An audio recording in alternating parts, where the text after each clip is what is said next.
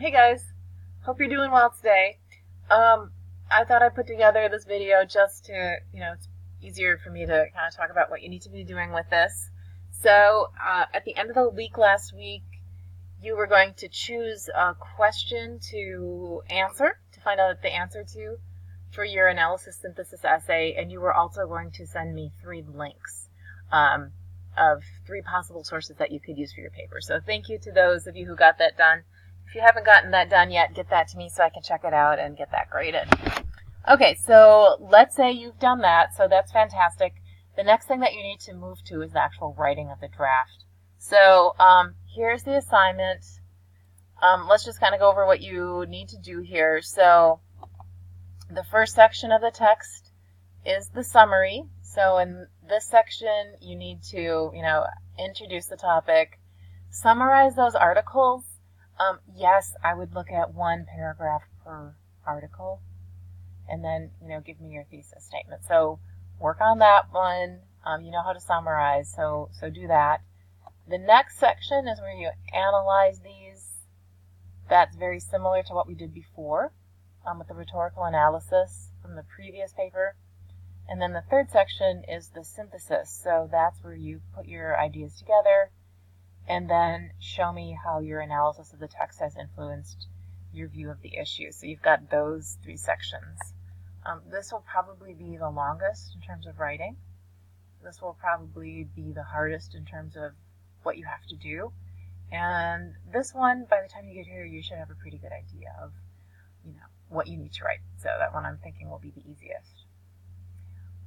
I would like you to focus on the summary section right now. So for this one, I want you to be working on a few of other verbs of attribution. Verbs of attribution are when you tell me who said what. So when you're summarizing your author's ideas, you're going to be using these verbs instead of just like the author says, the author says, the author says. So these verbs make it a little bit more interesting. So I've included a PDF with this. We can talk more about these when we meet again next lesson, but these words are words that will make your reader either believe or not believe your sources. So decide how you feel towards each source. Maybe you think one of the authors is really brilliant. In that case, you'll use words like, the author analyzes because that makes them sound smart. Or the author defines or describes or concludes, because those things make it sound like your author has done their research and they know what they're talking about. If you think one of your authors is kind of flaky or you disagree with them, then choose some of those verbs of attribution that imply that they're kind of flaky. So if you say somebody claims something, that's not necessarily a strong word that they're doing. Or I don't know. They assume. It's not really good to assume things. So think about how you feel about each author and the words that you can use to describe what they're doing. Alright, so you're going to be using those and adding those verbs in here when you summarize the authors.